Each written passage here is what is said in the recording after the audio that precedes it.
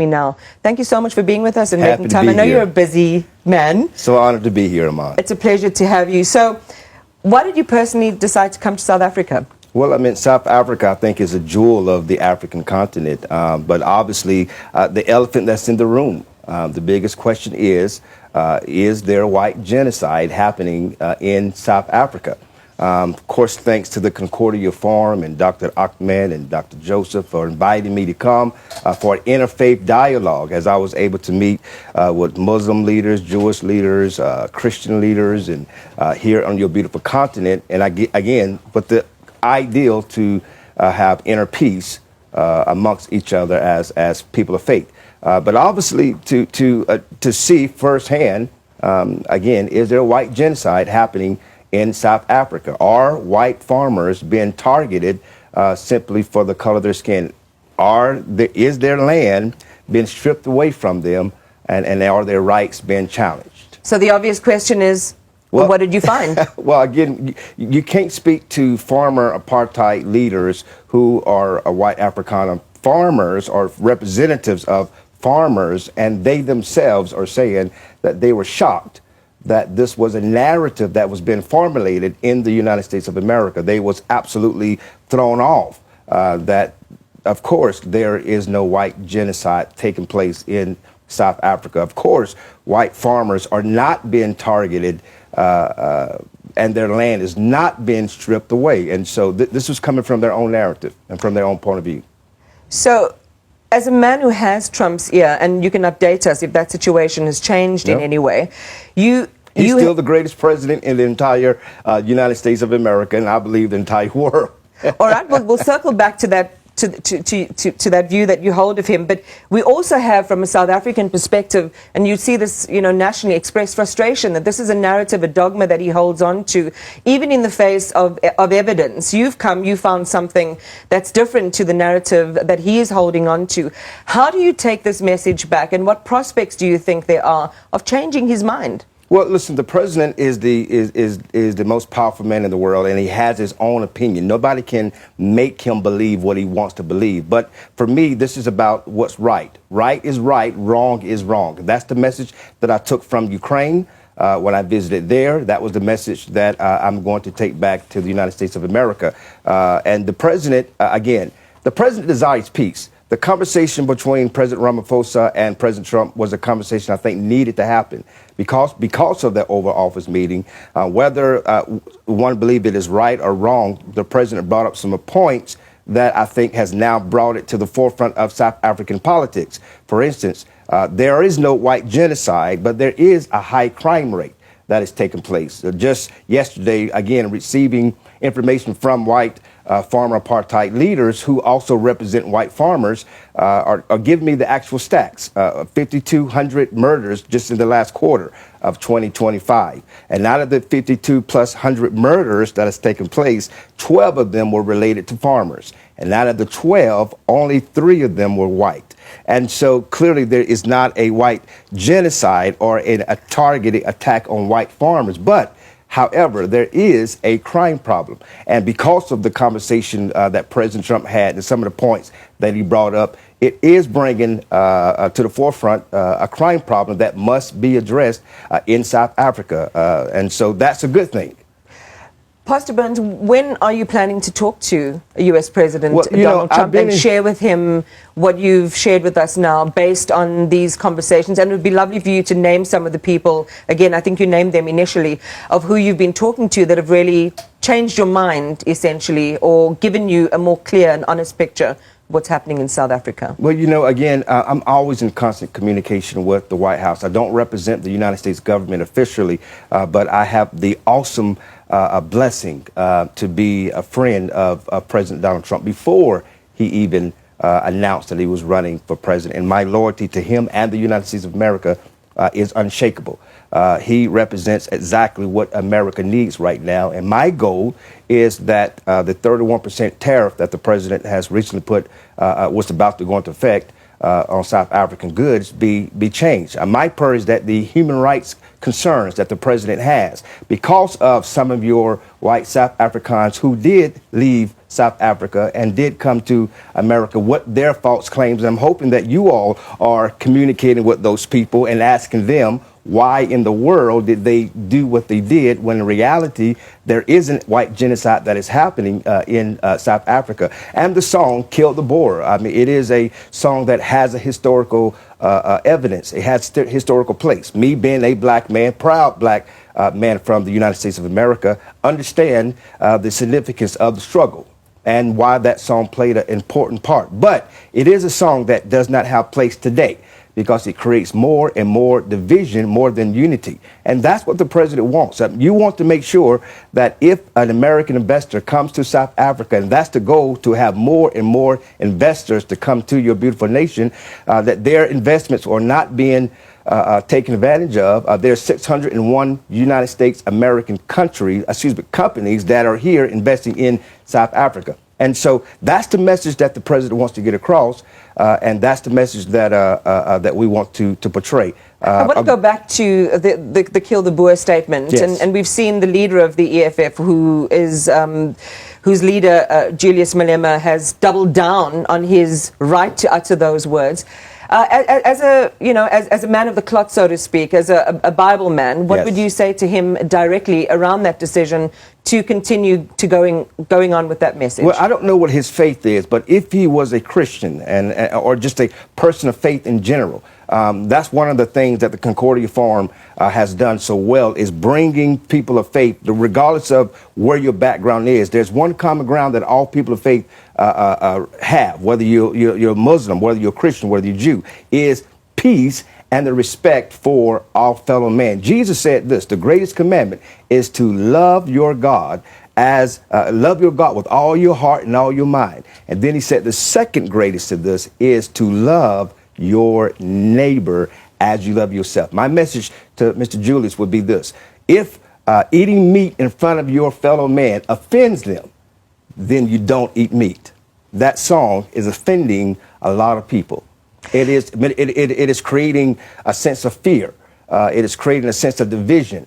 And howbeit it has a very important part of the struggle, of the history of removing apartheid, it does not have a place today. Let's circle back then to the influence you might have on US President Donald Trump. Would we then, after you go back, I mean, A, are you planning on meeting him, sharing with him your observations? And B, are we then likely to hear him say that he has changed his mind? Well, I'm going to say this. I can tell you, I have the, again, awesome opportunity to tell the world about the Lord Jesus Christ.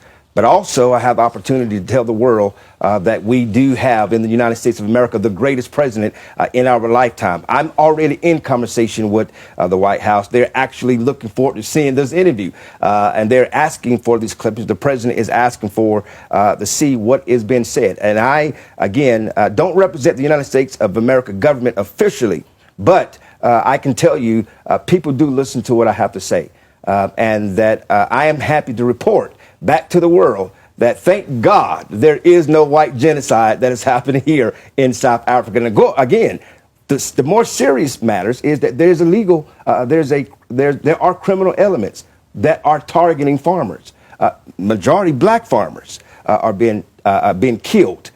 People in general, majority are black, are being killed. And so my prayer is that President Ramaphosa will take that meeting in the Oval Office back to South Africa and to raise up the law enforcement community to do what President Trump has done in the United States of America. And I'm sure the brave men and women that wear the badge here in South Africa will be so happy to have even greater resources to come towards to them so that they could do their job more effectively and keep the people safe. But also, remember, a goal is coming to an end. That would be not good for trade. We want to make sure that these human rights concerns are put to bed. And I believe they will be once I get back. I'd be really interested to see that meeting when you go back in the Oval Office. I wonder if it'll, sort of echo what President Cyril Ramaphosa endured there with the wheeling in of the television and you playing our interview for President Trump. That's just on a lighter note. But on a serious note, sure. As you say, perception does influence sentiment. Sentiment does influence decisions that people make around whether they want to invest in our country. And of course, the line that international statesmen like Donald Trump hold on to. When you saw the 49, South Africans come to America, taking up this refugee status, what did you think? And what did you preach a sermon on that? What were your perceptions? Well, again, like most people around the world who saw that and witnessed that, I believe there may be truth to the statement. If you're having 49 white South Afrikaners who have left and believe that they are receiving emergency acceptance and refugee status into the United States of America, that there may be some legitimacy to their claim. My message would be back to the white South Afrikaners here in South Africa to find out why they actually did that. What is their real motives? Who are these people? Why are they claiming such things that are happening when they themselves, who are living here in South Africa, and are white, and some of them were former members. Well, we already know these are not a mass group of farmers who left their lands in the country and went overseas. So the point for me, that would be what I would do. But again, I believe, like most people, that there must be white genocide happening here in South Africa, and that is wrong, because wrong is wrong. Whether they're black, whether they're white, whether they're colored, whether they're African or Asian, whether they're Jew, Muslim, Christian, whatever their background is, they have a right to be free. That's part of my message. I support what is right and not what is popular. You worked with Trump a long time. I mean, it's more than a decade now, if my mathematics is accurate, of being in his space, being a man whose attention you have. What are your observations? I mean, to a lot of people, he remains enigmatic. We look at some of what he says. It sounds erratic to us. It sounds like he's a person who might be impressionable in a way, from the perspective of attributing to Elon Musk this idea and this narrative that Trump had held onto and has held onto around a white genocide. Do you believe that he's susceptible to people around him? What are your observations about how he makes his decisions and what it takes to change his mind? The president is no fool. The president is no pushover. The president is a man's man. He makes decisions based off of the information that's received to him. Now, to me, it is clear that he's received erroneous information, because I'm actually here in South Africa. But again, if I was in the president's shoes, I would have said the same thing. Whether I'm a black man or white man, I would have said the same thing. If 49 white South Africans showed up at my doorstep claiming that they are running from South Africa because they are in fear of their life, then I would have said the very same thing. Yeah, I would have came to the same conclusion. That. It's his perspective that catalyzed that. Well, no, I think what catalyzed that was the 49 white South Afrikaners that showed up at our doorsteps claiming that they are being killed by black people here in South Africa. No, and his their white lands genocide narrative preceded that. Well, let me say this. The white genocide narrative didn't start with President Trump. Let's be clear. This is a narrative that's been coming from out of South Africa for a long time. So let's just be clear. This wasn't something that just started with President Trump. This is something that's been coming out of the community and social media prior to President Trump ever becoming president. Yeah, but it's what he took on prior to the arrival. I mean, it was his granting of refugee status that brought these people to your shores. Well, that was because of the information that was given to him. Do you think that the people who came... Well, let me just say this. Do you think the people who came to America... You got to be very clear that unless you are here like I am, in South Africa, then you can only go based off of what you see. You just gave a wrong, erroneous perception of President Trump because you never met him.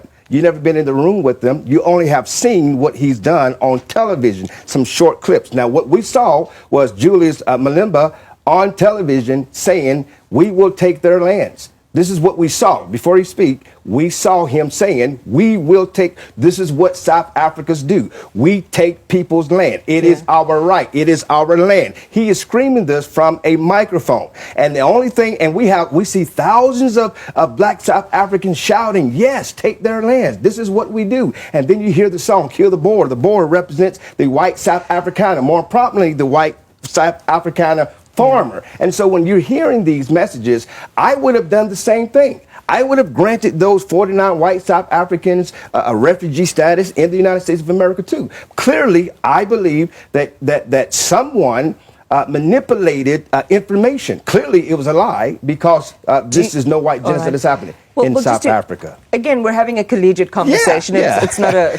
and please forgive me because I'm a preacher. I get excited about everything. It's not Sunday, it's Friday. That's why the president calls me his pit bull, because I'm a pit bull and I believe what I believe. But it's not Sunday, it's Friday. So. Oh, it's Sunday all the time in heaven. Thank God. But I want to say that the reason I said it in that chronology was it was based on, as you say, this information that you now admit or concede was erroneous, that fueled President Trump's perspective on the concept of a white genocide in South Africa, which then prompted him to allow and to create this invitation for refugee status in your country, which then led to the 49 coming over. That was the chronology I was trying to establish from the beginning. Yes. I hear what you're saying from an outsider's perspective. If you see these images together, you land up with a particular perception. Yes. So would you then say, having been here, that those emissaries that came from South Africa, the AfriForums and the Solidarities who were pushing this concept of a white genocide in South Africa or an intent to genocide, that they have done incredible damage to the image and reputation of South Africa on this matter, and they've lied to your president? Absolutely, 100%. Again, I'm speaking. It'd have been different if I was speaking to a room full of black South Africans who were telling me their narrative. We're not killing white people in your country. And so it'd have been different if that was the conversation. Because then at that point, I'm thinking, well, maybe South Africa's trying to feed a narrative to support what they're trying to show, that this is that black people are not killing white people or targeting white people or stealing their lands. But I've only spoken to, for the majority, white South Afrikaners, white farmers, farmer members of the apartheid movement. And so these are the people that I've been speaking to. These are the business leaders, white business leaders. Met a group of leaders yesterday who represent 300,000 jobs in your country. And yet they, out of their own mouth, are saying this, they were shocked. These people, they believe, took advantage of opportunity. They could be suffering on their farm. They may not doing well on their farm. And so they manipulated a lie to come to the United States of America. That's out of their mouths. Again, these are white South Afrikaners. And so because I'm hearing the report and the testimony from them, I am more led to believe that these people who did go to America have falsely lied and have falsely gave information for whatever their reason. And for me, my desire is to bring unification to both our nations. My goal is to make sure that the Julius Malimbas of this nation and the young people that is coming behind them do not get the majority. And that can happen if your economy is crashing. That will happen if more and more of them do not have jobs. The reality of it is you do have a crime problem here in this nation. And that is because of the high unemployment rate in your nation. That's why you have to eliminate these so-called human rights violations or human rights concerns that President Trump most definitely had a right to have. Not because he himself is manipulated, but because your white South Afrikaners showed up begging, screaming, hollering, saying that they are being targeted, they are being killed, their lands are being stolen. And they showed up and presented the evidence of Julius and others talking about kill the Boer, take their lands. Pastor Burns, given everything that you've learned about South Africa, these conversations that you have, how egregious would you say that act was on behalf of those people? Well, horrible. I mean, look where we are. I mean, right now, AGOA is about to run out. The trade is about to expire. You may not even be eligible for the AGOA benefits. That hurts the economy of South Africans. That creates more and more Julius Malimbas to rise up, and this ideal of African nationalism is a danger. It's a danger to Christians. It's a danger to Muslims. It's a danger to Jews. It's a danger to white South Africans. When you say African nationalism, just define that for me. Well, what I mean is the ideal that all foreigners in their minds should be exported out of the nation. That's what's happening right now in Israel and Palestine. Right? Many believe in the Israeli community that all the Palestinians in their mind or foreigners on their land should be displaced, should be removed, should go somewhere else. Well, to my understanding, the white Afrikaners who've been here for generations and generations, this is their home. This is their land. They are South Africa. They are a part of the one body, the rainbow tribe that is in this beautiful nation. But there are others who may believe that this should be just all black, all. Do you want to meet Malema? I don't think so. I mean, I don't think so. I mean, the reason is because, to my understanding, he has little, the fact that we're talking about him is not even good because, that's spewing hate. And I don't desire to, unless he wants to come and apologize, unless he wants to come and say, you know what, Pastor, you're right. Me singing that song is hurting my white brothers and sisters here in my beautiful nation. Me singing that song, even though it is important and it has historical evidence, yes, Mandela, whom the President Trump spoke highly of, has highly great respect for, spoke about him twice, did sing that song. Even your Constitution, I think, voted it that it was his legal right to sing that song. It's still causing division in our nation, on a nation that is still pretty new from apartheid rule. Our goal, like Nelson Mandela's dream, is that we all be one people and one voice. And all right, well, nation. South Africa's got a lot of work to do in closing systemic gaps. We are the most unequal society in the world by some accounts, by credible accounts. And so there's a lot of work that needs to be done, which leaves the vast black majority on the fringes of society and outside the realm of opportunity. In closing, though, because we are running out of time, do you think, again, back to the question, will Trump change his mind on this? Well, I can't speak for the president. Do you think that he has, as you say, you know his character well, you've counseled him well on many occasions, would he be able to admit if he's made a mistake? Let me tell you what I think the president would do, and this is my opinion. I can't speak for the president. My goal is that the president come to G20 here in South Africa. My goal is that the tariff wars, and it's not so much a tariff wars, but that there be good opportunities for both nations to exceed economically. I agree with you. These white South Afrikaners who I met with made it very clear. There's a disproportion of wealth, even in their own nation. The fact is that 71% of the managers in corporate South Africa are white male. And so that's a completely disproportionate of leadership. There should be more blended. 71% of the leadership in corporate America is still white male. And of course, the disproportion of economics. Yes, there's been a political revolution of equality that took place with Nelson Mandela and the removal of apartheid. But there has yet in South Africa to be an economic revolution of equality. You and Julius Malema agree more than you disagree, by the way. I'm sure we do. But again, my point is this. I goes back to for instance, the moment that you start attacking somebody else violently, that can be interpreted even as violent movement, would be eliminating everything that you stated for. All right. I'm sure we may agree, but I don't agree in how he desires to sing that song that creates more division than unity. Well, thanks for bringing Sunday to us on a Friday. Pastor Mark Burns, thank you for talking to us. Appreciate your time. It is important. I want to say this before you go, though, also. There's one important message before we leave. BRICS is very important, right? And that is something that I would most definitely, ask President Ramaphosa to really think about. BRICS, Britain, Brazil, Russia, India, China, South Africa.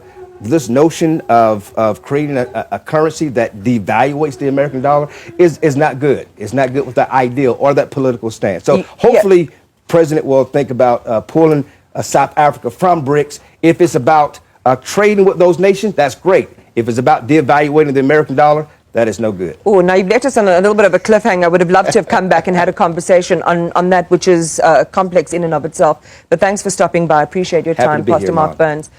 What do you get when a Trump-supporting pastor touches down in South Africa on a mission to investigate white genocide and finds nothing of the sort? Well, you get Pastor Mark Burns, a man with a Bible in one hand and a microphone in the other, standing in the middle of Johannesburg saying, "Folks, I don't know what y'all been watching, but this ain't it." Yup, you heard that right.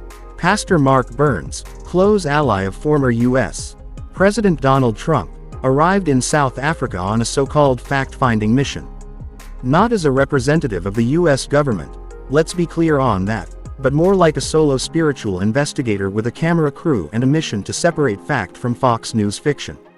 Now let's rewind. Remember when Trump tweeted back in the day about the large-scale killing of farmers in South Africa.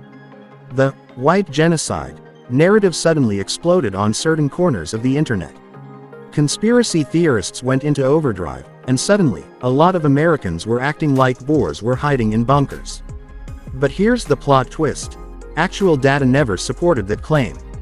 And now, years later, here comes Pastor Burns to see for himself. So, what did he find? Spoiler alert, not a single white genocide. In fact, after visiting farms, speaking with community leaders, and walking the streets of both rural and urban areas, the good pastor said, on camera, no less, that the claims were exaggerated, misleading, and damaging to South Africa's international image. He said South Africa was a nation with challenges, yes, like inequality, land reform, and crime. But genocide, no. And here's where it gets spicy. Pastor Burns didn't just deny the genocide narrative, he actually praised the spirit of unity he saw among South Africans. He called the people resilient, warm, and hopeful. And you could almost hear the internet trolls choking on their coffee. Of course, reactions were mixed. Some South Africans were like, thanks, Pastor, we've been saying this for years. Others were like, okay, but why is an American pastor acting like an international investigator? Fair question. But the fact that someone from Trump's inner circle came, looked around, and dismissed the wildest narrative. That's got people talking. Back in the States, Burns' comments sent shockwaves through conservative circles. You could practically hear keyboards clacking as bloggers tried to spin it. But it's hard to twist video footage of a man saying, this is not genocide. This is a beautiful country with problems, but also with promise. And let's be honest, Burns' visit, intentional or not, helped clear the fog for a lot of people overseas who've only seen South Africa through memes, biased headlines, and out-of-context crime stats. He put boots on the ground, he saw with his own eyes, and he said what needed to be said. Now, will this change everyone's minds? Probably not. The myth of white genocide in South Africa has been a powerful political tool in certain circles. But at least now, there's one less excuse for ignorance. And for South Africans of all backgrounds who are working every day to build a better country, Pastor Burns' statement felt like a small but important win. So what's next? Well, Burns says he plans to return to the US and share his experience, loudly. And if you know anything about him, you know it'll be on every podcast, pulpit, and conservative talk show that'll have him. Let's just hope the truth doesn't get edited out in post-production. Until then, South Africa remains a complex, beautiful, messy, and inspiring nation. Not a perfect one, but definitely not the dystopian nightmare some folks overseas want to believe. And as for the white genocide claims, well, Pastor Burns just gave them a holy debunking.